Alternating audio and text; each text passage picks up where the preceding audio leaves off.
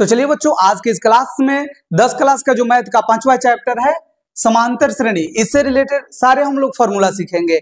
अगर बच्चों आप इस क्लास को अंत तक सीख लेते हैं तो आने वाला जो क्लास रहेगा जिसमें हम लोग प्रश्न को सॉल्व करेंगे उस समय आपको बहुत ज्यादा हेल्प मिलेगा। तो चलिए बिना टाइम को बर्बाद किए हम लोग आगे बढ़ते हैं और सीखते हैं समांतर श्रेणी से फॉर्मूला। देखिए, सबसे पहले जो समांतर श्रेणी है इसको हम लोग अंग्रेजी में बोलते हैं अर्थमेटिक प्रोग्रेशन। क्या बोलते हैं बच्चों? Arithmetic progression. इसको अगर हम शॉर्ट में देखें तो याद कर लीजिएगा, शॉर्ट में इसको हम लोग एपी बोलते हैं। एपी का मतलब अर्थमेटिक प्रोग्रेशन।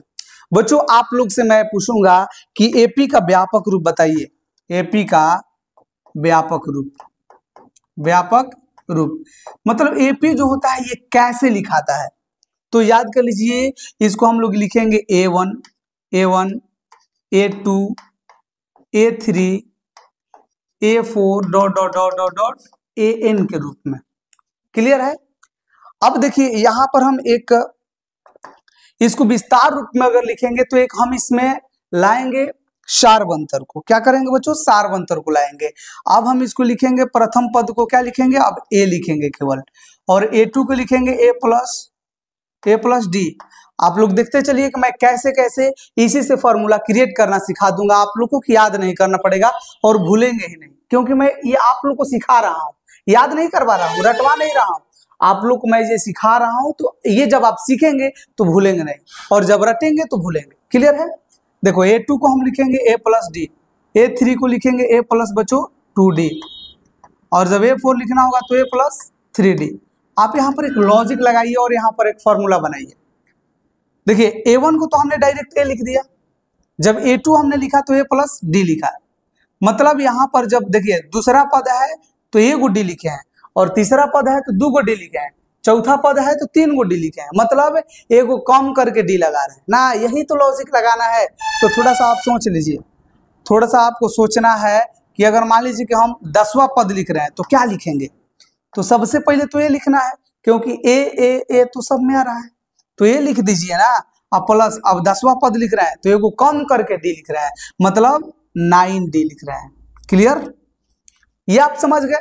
थोड़ा सा लॉजिक लगाइए। आप बताइए तो बच्चों A30 हम लिखेंगे तो क्या लिखेंगे? A प्लस 30 है तो हम एगो कम करके D लिखेंगे, मतलब 29D लिखेंगे। क्या आप समझ गए? अगर मैं आप लोग से पूछूं कि आप बताइए तो 25वां पद बताइए, 25वां पद, ये आप लोग को कमेंट में बताना है। ये 25वां पद के लिए फॉर्मूला क्या होगा आप इसको कमेंट में बताइए। ये अगर आप लोग समझ चुके हैं तो आप थोड़ा सा देखिए कि अगर हम AN लिखेंगे, देखो AN है ना बच्चों, अगर हम AN लिखेंगे तो क्या लिखेंगे? A तो लिखा रहा है, A लिखेंगे, फॉर्मूला बन रहा है। देखो A लिखेंगे, उसके बाद प्लस, अब ये देखो यहाँ पर 30 है तो हमने 29 लिखा, 10 है तो 9 लिखा, तो यहाँ पर N है तो हम क्या करेंगे? N में से एगो माइनस कर देंगे, क्योंकि 30 में से एगो माइनस करके लिखा जा रहा है, और यहीं पर हम लोग D लगा देंगे। बच्चों ये आप लोग अच्छे तरीका से सीख चुके होंगे कि AN बराबर A plus into N minus 1 into D होगा। मतलब AN के लिए formula A plus into N minus 1 into D होगा।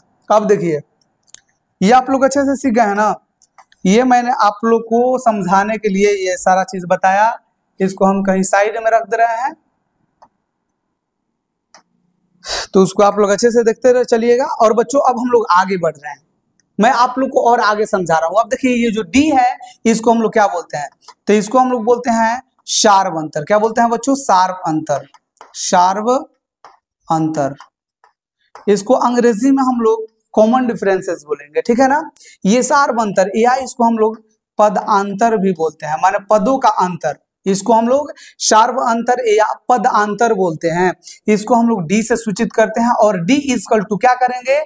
तो A2 माइनस A1 करते हैं। फॉर्मूला याद कर लीजिए कि बाद वाला पद में से, जिससे बाद वाला पद में से पहले वाला पद को क्या करते हैं? माइनस कर देते हैं।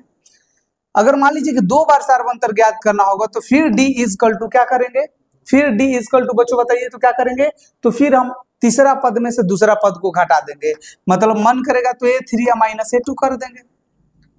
ये आप लोग समझ चुके हैं। ये हम लोग फॉर्मूला यूज करके, ये जो आप लोग देख रहे हैं ये फॉर्मूला यूज करके बच्चों हम लोग एपी को हम लोग पता कर लेंगे कि ये एपी में है कि नहीं, मतलब अर्थमेटिक प्रोग्रेशन में है कि नहीं। तो चलिए थोड़ा चेक कर लिया जाए, बाकी आगे मैं आप लोगों को फॉर्मूला बताऊंगा। बच्चों देखिए जैसे 2 हो गया, 4 हो गया, 6 हो गया, 8 हो गया, डॉट डॉट डॉट कुछ है, और ये बताना है कि ये एपी में है कि नहीं। तो सबसे पहले बताओ, इसमें मैं आप लोग से पूछूंगा कि बच्चों इसमें बता दो प्रथम पद क्या होगा, प्रथम पद। तो आप तो बहुत जल्दी बता दोगे, क्योंकि प्रथम पद शुरू वाला पद को ही बोला जाता है, तो इसमें प्रथम पद क्या होगा, 2। क्लियर है। और बच्चों आप लोग से मैं पूछूं कि बताओ दूसरा पद क्या है, ये प्रथम पद को ए से सूचित करते हैं, A1 से, ये 2 है। और मैं आप लोग से पूछूं कि दूसरा पद बताइए, दूसरा पद तो क्या होगा, 4, तीसरा पद क्या होगा, 6, चौथा पद क्या होगा, 8। इस प्रकार से आगे बढ़ता जाएगा। तो अब हम लोग को चेक करना है कि ये एपी में है कि नहीं। तो निकालेंगे सार्वंतर, सार्वंतर D is equal to A2 minus A1। बच्चों क्या लिखेंगे फॉर्मूला, A2 माइनस A1, और A2 का मान बता दो क्या है, 4, 4 में से 2 घटा दो, बताओ कितना आया, 2। एक चीज आप लोग को समझ में आ गया। फिर थोड़ा सा आगे हम लोग बढ़ेंगे और फिर लिखेंगे सार्वंतर, क्या लिखेंगे, सार्वंतर, सार्वंतर, फिर लिखेंगे डी। बच्चों यहाँ पर D1 लिख दीजिएगा और यहाँ पर D2 लिखिएगा, इसलिए कि कभी मान लीजिए कि डी का जो मान है अलग आ जाता है, तो हम दोनों को डी तो रखेंगे नहीं, क्योंकि वैल्यू अलग अलग है, तो कुछ हम इसमें चिन्ह लगा देंगे ताकि पहचान में आए कि ये जो D1 है ये किसका किसका डिफरेंसेस है, ये D2 जो है ये कौन कौन सा पद का अंतर है, ठीक है ना। सार्वंतर D2 इक्वल टू बताइए क्या लिखेंगे, तो A3 माइनस A2। बताओ A3 का मान क्या है, तीसरा पद क्या है, 6, 6 में से A2 मतलब दूसरा पद घटाएंगे 4, तो बताइए क्या आ गया, 2। बताइए तो D1 और D2 दोनों बराबर है क्या, D1 और D2 बराबर है, कहिएगा हाँ सर बिल्कुल, ये तो हम लोग समझ गए। लिखेंगे यहाँ D1 इक्वल टू D2 है, D1 इक्वल टू D2 है, अतः बच्चों क्या है, यह एपी में है, एपी में है। अगर D1 D2 बराबर नहीं आएगा तो हम क्या कह देंगे कि यह एपी में नहीं है। और इसका बहुत काम है आगे, जब हम 5.1 का क्वेश्चन सॉल्व करेंगे, ज्यादा दूर नहीं बल्कि 5.1 में ही रहेंगे, उसी समय इसका सारा काम आएगा। तो ये आप एक बार स्क्रीनशॉट ले लीजिए और हम आगे बढ़ रहे हैं। चलिए बच्चों अब हम आगे बढ़ेंगे और आप लोग को और कुछ इससे ज्यादा आप सिखाएंगे। अब देखिए, अब एक और फॉर्मूला आएगा जिसमें हम लोग को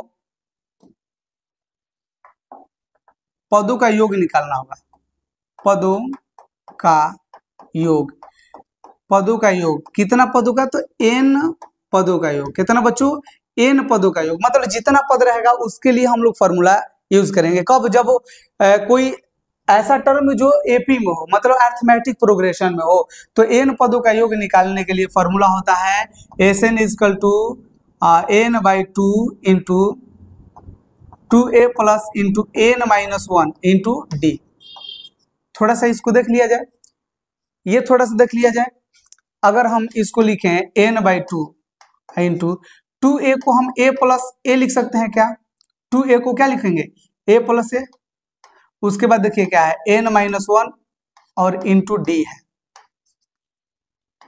देखिए एक और फॉर्मूला मैं बनाने जा रहा हूं, n/2 इंटू a को a रहने दीजिए प्लस, देखिए इसके जगह पर मैंने अभी आप लोग को एक फॉर्मूला बताया है, देख लीजिएगा, ये हमने एक फॉर्मूला सिखाया है।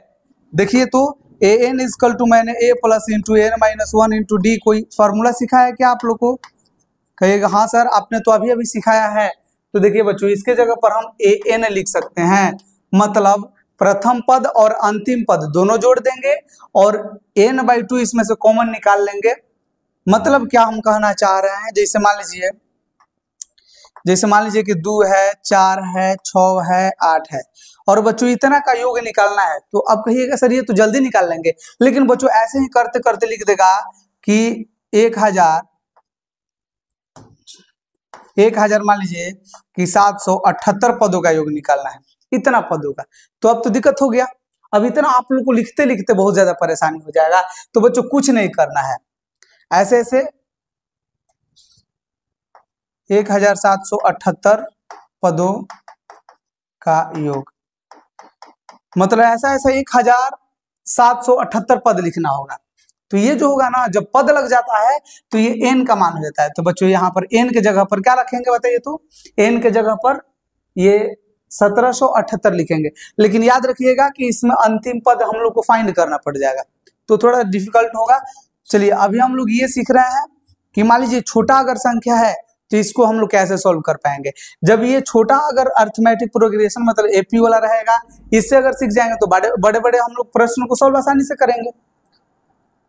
तो देखिए इसमें अगर हम इसको सॉल्व कर रहे हैं तो इसमें एन इज इक्वल टू क्या हो जाएगा, तो एन 1 2 3 4, देखो 1 2 3 4, 4 गो इसमें है, कौन है बच्चों, टोटल 4 गो नंबर है, तो एन का मान यहाँ पर 4 रखेंगे, बाटा में 2 इंटू प्रथम पद ए का मान कितना है 2 और प्लस अंतिम पद कितना है 8।